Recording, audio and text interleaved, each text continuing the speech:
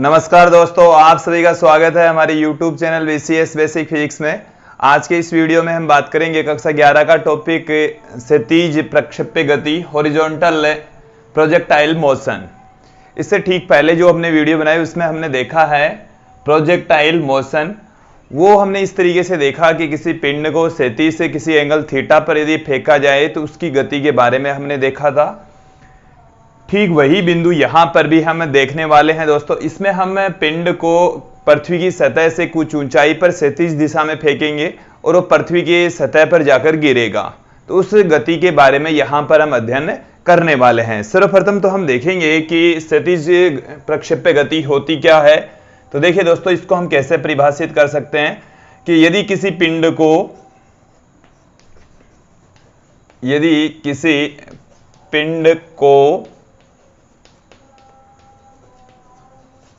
पृथ्वी की सतह से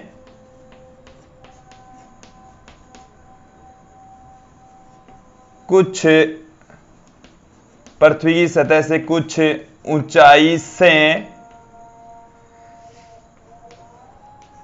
क्षैतिज दिशा में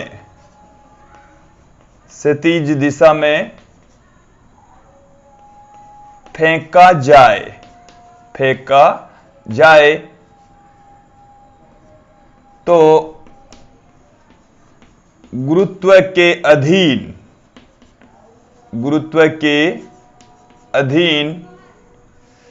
पिंड की जो गति है, पिंड की गति क्षैतिज प्रक्षेप्य गति कहलाती है दोस्तों। क्षैतिज प्रक्षेप्य गति कहलाती है। क्षैतिज प्रक्षेप्य गति कहलाती है दोस्तों। एक बार इसको फिर से समझ लेंगे कि हम गुरुत्वीय बल के अधीन किसी पिंड को फेंकेंगे, पृथ्वी की सतह से कुछ ऊंचाई पर क्षैतिज दिशा में उसको फेंका जाएगा तो उस गति को हम क्षैतिज प्रक्षेप्य गति कहते हैं। देखिए दोस्तों, क्या है कि ये हमारे पास में है पृथ्वी की सतह। ये हमने पृथ्वी की सतह दिखाई है और यहां से स्मॉल एच ऊंचाई पर, जैसे स्मॉल एच ऊंचाई पर ये यहां से हम किसी पिंड को क्षैतिज दिशा में फेंकेंगे। और देखिए दोस्तों, हमने क्या किया है, यहां से इस वाली डायरेक्शन को तो हमने धनात्मक एक्सिस ले लिया है, इस वाली डायरेक्शन को हमने धनात्मक वाई एक्सिस ले लिया है। इसका मतलब है कि इधर की ओर की जो दूरियां हैं वो धनात्मक लेंगे, इधर की ओर जो वेग है उसको धनात्मक लेंगे, इधर की ओर जो एक्सेलरेशन है उसको धनात्मक लेंगे। धनात्मक एक्सिस वाई एक्सिस है वो हमने नीचे की ओर ली है। तो इसमें निर्देश तंत्र का अपना खुद का रोल है। हम मोस्टली जो निर्देश तंत्र हैं वो इस तरीके से लेते आए हैं कि इस वाली एक्सिस की ओर धनात्मक, ये वाई एक्सिस होती है, ये धनात्मक होती है, ये धनात्मक इधर होती है। बट हमने इस बार जो निर्देश तंत्र है इसमें वाई एक्सिस धनात्मक वाली तो इधर ली है, माइनस वाली इधर ली है। इसका मतलब नीचे की ओर जो वेलोसिटी है, इस दिशा में जो वेलोसिटी है, जो एक्सेलरेशन है उसको धनात्मक लेंगे और ऊपर की ओर जो वेलोसिटी होगी वो हमारे पास में ऋणात्मक होगी। एक्सेलरेशन भी ऋणात्मक होता है दोस्तों। अब देखिए दोस्तों, क्या है यहां पर देखेंगे हम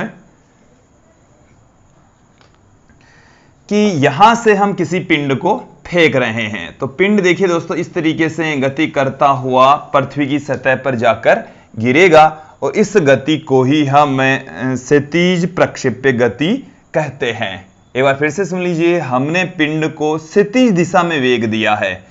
सिर्फ जो वेग दिया गया है पिंड को, प्रारंभिक जो वेग दिया गया है वो सिर्फ क्षैतिज दिशा में दिया गया है और क्षैतिज दिशा में जो वेग है उसका मान नियत रहता है, वो हमने पढ़ लिया था। अब भी हम चर्चा कर लेंगे। यहां पर जो पिंड है वो इस तरीके से गति करता हुआ सतह पर जाकर गिरेगा। जैसे मान लीजिए कि किसी समय टी पर, स्मॉल टी समय पर ये बिंदु पी पर पहुंच जाता है जिसके कोऑर्डिनेट अक्ष एंड वाई है। इसका मतलब यहां तक की जो डिस्टेंस है वो अक्ष है, यहां तक की जो डिस्टेंस है ये वाली वो तो अक्ष, ये वाली डिस्टेंस है वो वाई है। ये जो टोटल डिस्टेंस है यहां से लेकर यहां तक वो स्मॉल एच है, ये इसकी क्षैतिज प्रास है। वो अभी हम थोड़ी देर बाद में हम फाइंड आउट करेंगे। इसकी क्षैतिज प्रास ये है, इसका सूत्र भी हम देखेंगे। इसकी जो ऊंचाई है वो हम लेकर चल रहे हैं। ऊंचाई के टर्म्स में हम क्षैतिज प्रास ज्ञात करेंगे और यहां से यहां तक पहुंचने में जो लगा समय है वो होता है आवर्तकाल, वो भी यहां पर हम फाइंड आउट करेंगे।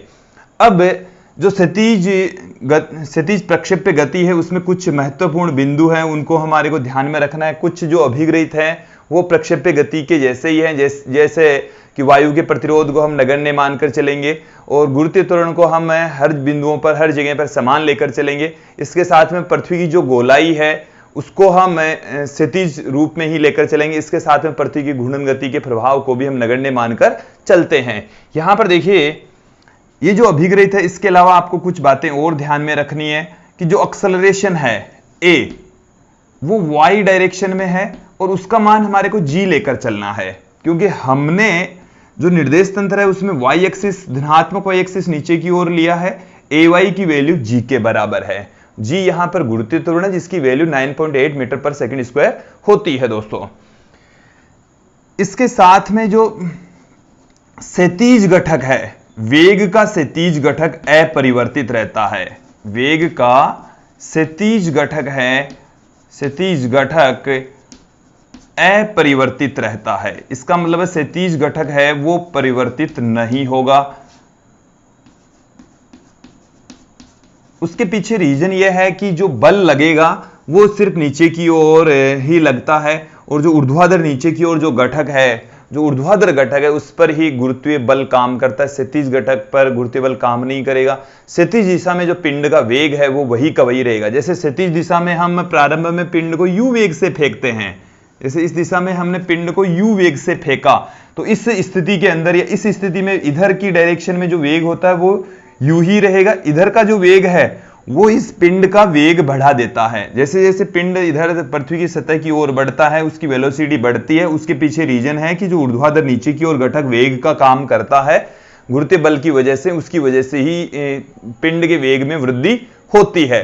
जो क्षैतिज घटक है वो तो प्रारंभ में जिस वेग से हमने फेंका उसी वेग से ही अंत तक रहता है दोस्तों। तो यहां पर आप लोगों को ध्यान में रखना है कि वेग का जो क्षैतिज घटक है वो अपरिवर्तित रहता है, जबकि जो ऊर्ध्वाधर घटक होता है वो लगातार इंक्रीज होगा, वो लगातार इंक्रीज होगा, जिसकी वजह से इसकी जो एनर्जी है वो भी गतिज ऊर्जा है वो बढ़ेगी, स्थितिज ऊर्जा है वो गतिज ऊर्जा में कन्वर्ट होती चली जाएगी। तो यहां पर कुछ जो मैंने बातें बताई वो आप लोगों को ध्यान में रखनी है। एक्सेलरेशन, गुरुत्वीय त्वरण नीचे की ओर काम कर रहा है, क्षैतिज घटक अपरिवर्तित रहता है और जबकि ऊर्ध्वाधर घटक है उसमें बदलाव आएगा दोस्तों। अब यहां पर हम देखेंगे कि जो क्षैतिज प्रक्षेप्य पथ है उसका समीकरण क्या होगा। ये जो पिंड है वो किस प्रकार के पथ पर गति करता है उसके बारे में यहां पर हम चर्चा करेंगे। तो सबसे पहला जो बिंदु हमारा है वो है क्षैतिज प्रक्षेप्य, क्षैतिज प्रक्षेप्य का पथ। क्षैतिज जो प्रक्षेप्य है, प्रक्षेप्य का मतलब उस पिंड से है जो प्रक्षेप्य गति करता है, तो उसका जो पथ है वो हम यहां पर फाइंड आउट करते हैं। इसके लिए हम गति के दूसरे समीकरण का प्रयोग करेंगे। गति का द्वितीय समीकरण क्या है, देखिए गति का द्वितीय समीकरण होता है S बराबर ut plus 1/2 AT square, ut plus 1/2 AT square. अब इसका अक्ष घटक, इसका जो अक्ष घटक है वेग का वो यहां पर देखेंगे, अक्ष बराबर u अक्ष इंटू टी प्लस 1/2 a अक्ष इंटू टी स्क्वायर। यहां से आप देखेंगे कि अक्ष तो मैंने एजीडी रख दिया, u अक्ष की जगह मैं लेकर चल रहा हूं u, जैसे मैं यहां पर इनकी वैल्यू एक बार आपको बता देता हूं। u अक्ष बराबर u, यह है पिंड का क्षैतिज दिशा में प्रारंभिक वेग, पिंड का क्षैतिज दिशा में प्रारंभिक वेग। दोस्तों हमने पिंड को क्षैतिज दिशा में ही फेंका है, ऊर्ध्वाधर दिशा में तो इसका वेग 0 है। यदि हम इस डायरेक्शन में u अक्ष है वो u के बराबर है और इस डायरेक्शन में जो uy है वो 0 है। y डायरेक्शन में इसका प्रारंभिक वेग 0 है दोस्तों, क्योंकि y दिशा में हमने इसको वेग दिया ही नहीं है। तो ये हमारे पास में u अक्ष की वैल्यू है दोस्तों। यहां से आप देखेंगे कि जो क्षैतिज दिशा में एक्सेलरेशन है वो भी 0 है। क्षैतिज दिशा में गुरुत्वीय त्वरण नहीं है, केवल ऊर्ध्वाधर दिशा में गुरुत्वीय त्वरण है, क्षैतिज दिशा में कोई बल काम नहीं करता। तो अक्स बराबर क्या आ गया हमारे पास में, अक्स बराबर आ गया यहां से u इंटू टी, और यहां से हमारे पास में t बराबर आ गया है अक्स अपॉन में u, इसे हम दे देंगे इक्वेशन नंबर 1। गति के समीकरण का जो y घटक है, जो गति का दूसरा समीकरण है उसका y घटक देखेंगे, s के स्थान पर हम लेकर चलेंगे y और u के स्थान पर लेकर चलेंगे uy इंटू टी प्लस 1/2, एक की जगह हम लेकर चलेंगे ay इंटू टी स्क्वायर। अब यहां पर आप देखेंगे कि uy है वो 0 है। मैंने यहां पर आप लोगों को बता दिया कि जो वेग है उसका प्रारंभिक वेग का जो ऊर्ध्वाधर घटक है वो 0 है। इस दिशा में हम पिंड को फेंक ही नहीं रहे, केवल वेग इस दिशा में ही दिया गया है, ux है वो u है। तो यहां पर ये जो uy है दोस्तों वो 0 है, और जो ay है वो g के बराबर है, वो मैंने यहां पर भी आप लोगों को बता दिया है।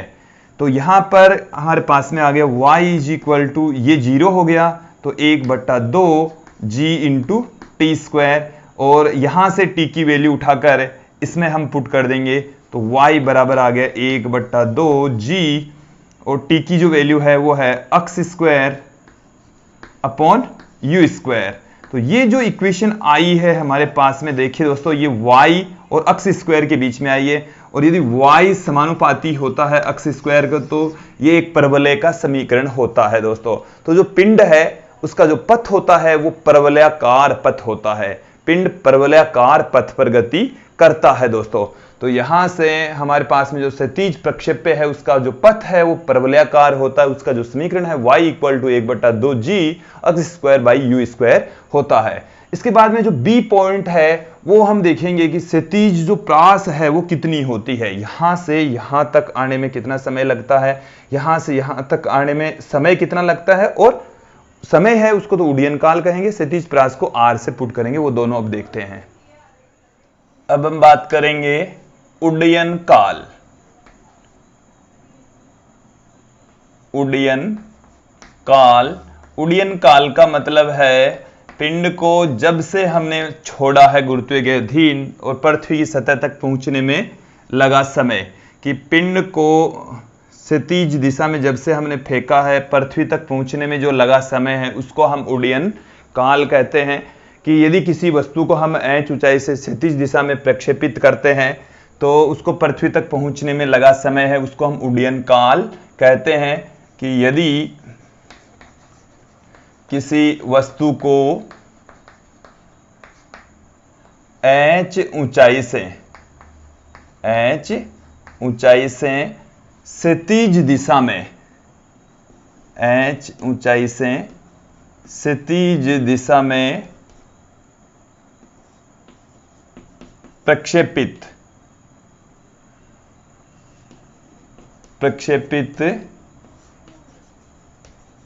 किया जाता है तो पृथ्वी की सतह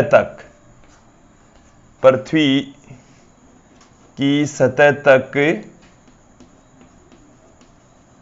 पहुंचने में लगा समय, पृथ्वी की सतह तक पहुंचने में लगा समय उड्डयन काल कहलाता है। उड्डयन काल कहलाता है दोस्तों, उड्डयन काल कहलाता है। देखिए यहां पर आप समझेंगे कि यहां से हमने पिंड को छोड़ा और यहां से यहां तक पहुंचने में लगा समय, इसका मतलब है कि ऊर्ध्वाधर दिशा में h ऊंचाई तय करने में लगा समय। और उसके लिए हम गति के दूसरे समीकरणों का ही प्रयोग करेंगे। गति के द्वितीय समीकरण से, गति के द्वितीय समीकरण से गति का जो दूसरा समीकरण है वो होता है s बराबर ut प्लस 1/2 at स्क्वायर। और यहां पर अधिकतम ऊंचाई तक, मतलब यहां से यहां तक पहुंचने में तो y दिशा में हम y दिशा में जो गति का समीकरण है वो क्या हो जाएगा, जो s है वो तो हो जाएगा h, s है वो हो जाएगा h, और यहां पर u है वो हो जाएगा 0, देखो एक बार तो मैं इसको कन्वर्ट करता हूं, पहले तो इसको मैं दोस्तों कन्वर्ट कर रहा हूं। y दिशा में जो गति का समीकरण y बराबर uy into t plus 1/2 ay into t square हो जाता है, जो कि uy तो 0 है और अधिकतम ऊंचाई के लिए जो h है, जो सॉरी y है वो है h के इक्वल और ay है वो है g के इक्वल। तो देखिए यहां पर हम पुट कर देंगे और जो स्मॉल t है वो है उड्डयन काल। उड्डयन काल को हम कैपिटल टी से लिख रहे हैं कि यहां से यहां तक पहुंचने में लगा जो समय है वो कैपिटल टी के इक्वल है। तो ये जो गति का समीकरण है दूसरा, उसमें हम y के स्थान पर तो h कि h ऊंचाई y दिशा में तय कर रहे हैं, तो प्रारंभिक वेग उसका 0 है, उसमें समय लग रहा है कैपिटल t, फिर प्लस में 1/2 जो एक्सेलरेशन है वो g के बराबर और जो समय है वो है कैपिटल t के बराबर। तो h बराबर 1/2 g टी स्क्वायर आ जाएगा और यहां से हमारे पास में टी स्क्वायर बराबर आएगा h, ये 2 इधर चला जाएगा तो 2h अपॉन g और यहां से हमारे पास में t बराबर आ गया अंडर में 2h अपॉन g कि h ऊंचाई से यदि किसी पिंड को फेंकेंगे तो उसको पृथ्वी की सतह तक पहुंचने में लगा समय है वो अंडर में 2h अपॉन g के इक्वल लगेगा। अब इसमें जो c पार्ट है वो है क्षैतिज प्रास। क्षैतिज प्रास का मतलब है अक्ष दिशा में पिंड द्वारा तय की गई दूरी। तो अक्ष दिशा में या क्षैतिज दिशा में हम कह सकते हैं क्षैतिज दिशा में पिंड द्वारा तय दूरी, पिंड द्वारा तय दूरी, पिंड द्वारा तय दूरी क्षैतिज प्रास कहलाती है, क्षैतिज प्रास कहलाती है। तो अक्ष दिशा में यदि पिंड जितनी दूरी तय करता है उसको हम क्षैतिज प्रास कहते हैं। और यहां पर क्षैतिज प्रास को दोस्तों हमने कैपिटल R से लिखा है, कैपिटल R से क्षैतिज प्रास को हम रिप्रेजेंट करते हैं। तो क्षैतिज प्रास का मतलब हो गया यहां से यहां तक की जो दूरी है वो हमें अब फाइंड आउट करनी है, जिसे हम कैपिटल R से लिखते हैं दोस्तों। अब देखिए इस अक्ष दिशा में जो तय की गई दूरी है उसको भी हम गति के दूसरे समीकरण से यहीं से फाइंड आउट करेंगे। यहां से आप देखना दोस्तों क्या लिख सकते हैं हम इसको, अक्ष बराबर u x into t plus 1/2 a x into t square. अब यहां पर आप देखना कि यहां से यहां तक जो दूरी है उसमें समय तो लगता है कैपिटल टी और जो दूरी है वो है आर के बराबर। तो दूरी है अक्ष है वो तो आर के बराबर हो जाएगा, यू अक्स है वो यू के बराबर हो जाएगा, स्मॉल टी है वो कैपिटल टी के बराबर, प्लस में 1/2 ए एक्स की वैल्यू यहां पर 0 हो जाएगी इंटू टी स्क्वायर। ये वैल्यू तो 0 हो गई, आर बराबर आ गई यू इंटू टी, आर बराबर आ गया है दोस्तों यू इंटू टी और टी की जो वैल्यू है वो है 2h अपॉन स्मॉल जी के बराबर। तो ये हमारे पास में क्षैतिज प्रास का फॉर्मूला आ गया है कि जब हम क्षैतिज प्रक्षेप्य गति की बात करते हैं तो क्षैतिज प्रास बराबर आएगा आर बराबर आएगा u इंटू अंडर में 2h अपॉन जी। तो इस टॉपिक में हमने क्षैतिज प्रक्षेप्य गति के अंतर्गत हमने देखा कि जो प्रक्षेप्य है उसका पथ प्रबलाकार होता है और उड्डयन काल का जो मान होता है वो अंडर में 2h अपॉन जी के इक्वल होता है। क्षैतिज प्रास u इंटू कैपिटल टी और कैपिटल टी यहाँ पर अंडर में 2h बाई जी के बराबर होती है। अब देखिए कुछ और महत्वपूर्ण तथ्यों की यदि मैं बात करूं यहाँ पर दोस्तों कि यदि हम यहाँ से, अब आप यहाँ से मैं कुछ अन्य तथ्यों की बात कर रहा हूं दोस्तों कि यहाँ से हम कुछ पिंडों को फेंक रहे हैं, जैसे हम 2 पिंड फेंक रहे हैं, एक पिंड A है दूसरा पिंड B है और भिन्न भिन्न वेगों से क्षैतिज दिशा में फेंका जा रहा है। एक का वेग कम है वो इधर इस तरीके से गिरेगा, एक का वेग ज्यादा है वो थोड़ा और ज्यादा, और यदि इससे भी ज्यादा वेग से किसी पिंड को फेंकेंगे तो वो इस तरीके से गति करता हुआ पहुंचेगा। देखिए दोस्तों यहां से जैसे एक पिंड है A, ये दूसरा वाला पिंड है B और ये तीसरा वाला पिंड है C। ये जो पिंड A, B, C है वो समान समय अंतराल के पश्चात पृथ्वी के पृष्ठ पर पहुंचते हैं। इस बिंदु को आप दिमाग में फिट बिठा लीजिए कि यदि हम समान ऊंचाई से भिन्न भिन्न वेगों से किसी भिन्न भिन्न वेगों से पिंडों को यदि क्षैतिज दिशा में फेंक रहे हैं तो समान समय अंतराल के पश्चात वो पृथ्वी की सतह पर पहुंचेंगे, क्षैतिज पृष्ठ पर पहुंचेंगे। एक बार फिर से सुन लीजिए कि यहां से हमने भिन्न वेगों से कि ये जो वेग है इनके, इसका वेग है v, जैसे एक पहला जो पिंड है उसको u a वेग से फेंका, दूसरे को u b से फेंका, u c से फेंका, लेकिन यहां तक जो पहुंचने में जो लगा समय है, इनका जो उड्डयन काल है दोस्तों समान रहता है। हमने समान ऊंचाई से यदि फेंक रहे हैं तो उनका उड्डयन काल समान रहेगा। उड्डयन काल का मान ऊंचाई पर डिपेंड कर रहा है, उनके वेगों पर डिपेंड नहीं कर रहा। आप क्षैतिज दिशा में यदि समान वेग से भिन्न भिन्न वेगों से पिंडों को फेंक रहे हैं तो पृथ्वी के पृष्ठ तक पहुंचने में लगा समय समान रहता है। यह बिंदु आप लोगों को अच्छे से समझ में आ गया होगा। अब देखिए दोस्तों, ये जो क्षैतिज प्रास है वो उसके प्रारंभिक वेग पर डिपेंड करती है, वो समानुपाती होती है कि प्रारंभिक वेग यदि आपने प्रारंभिक वेग यदि इसका ज्यादा, यहां पर इस डायग्राम में UC ज्यादा होता है और UA सबसे कम होगा, इसलिए UC सबसे ज्यादा तो सबसे ज्यादा दूर जाकर पिंड गिरेगा, और UA सबसे कम इसलिए इसकी क्षैतिज प्रास सबसे कम रहेगी, क्योंकि क्षैतिज प्रास बराबर U इंटू अंडर में 2h/g होता है। तो U का मान कम तो क्षैतिज प्रास भी कम, U का मान ज्यादा तो क्षैतिज प्रास भी ज्यादा होगी। अब यहां से यदि मैं इन तीनों पिंडों को तो इधर फेंक रहे हैं क्षैतिज दिशा में, एक पिंड को स्वतंत्रता पूर्वक गिरा रहे हैं, जैसे ये कोई पिंड जो है वो D पिंड है, तो यहां से इस पिंड को यदि हम इनको एक रेखा में मिलाएं तो ये एक सरल रेखा में गति करते हैं। दोस्तों एक बार फिर से समझेंगे कि यदि इनका पथ देखें तो वो एक सरल रेखा के अकॉर्डिंग इन सभी का पथ होता है। ये इस तरीके से गिरेंगे, एक सिद्ध में होंगे, इस तरीके से ये आएंगे नीचे, इस तरीके से नीचे आकर एक समान समय तय करते हुए पृथ्वी के पृष्ठ तक पहुंचते हैं। दोस्तों तो हमने इनको भिन्न भिन्न वेगों से फेंका, बट ये समान समय लेकर पृथ्वी के पृष्ठ पर पहुंचते, हालांकि ये भिन्न भिन्न वेगों से पृथ्वी के पृष्ठ पर पहुंचेंगे, इनके वेग भिन्न होंगे, हालांकि वेग का जो क्षैतिज घटक है वो समान रहेगा। यहां पर ये जो वेग का यदि क्षैतिज घटक की बात करें तो वो समान रहेगा। तो यहां पर दोस्तों आप लोगों को हमने यदि क्षैतिज घटक की बात करें तो वो क्षैतिज घटक पूरी गति के दौरान ही चेंज नहीं होता है, क्षैतिज घटक में कोई बदलाव नहीं आता है। दोस्तों तो क्षैतिज घटक के अंदर हमने ये देख लिया है कि क्षैतिज घटक के अंदर कोई बदलाव नहीं आता है, हालांकि जिस वेग से UA UB UC वेग से फेंका तो वो उन्हीं वेगों के क्षैतिज घटक भी उनके यही होंगे और अंत तक यही रहेंगे। जो ऊर्ध्वाधर घटक होते हैं, देखिए जैसे यहां तक ऊर्ध्वाधर घटक, इनके भिन्न भिन्न ऊर्ध्वाधर घटक समान रहेंगे।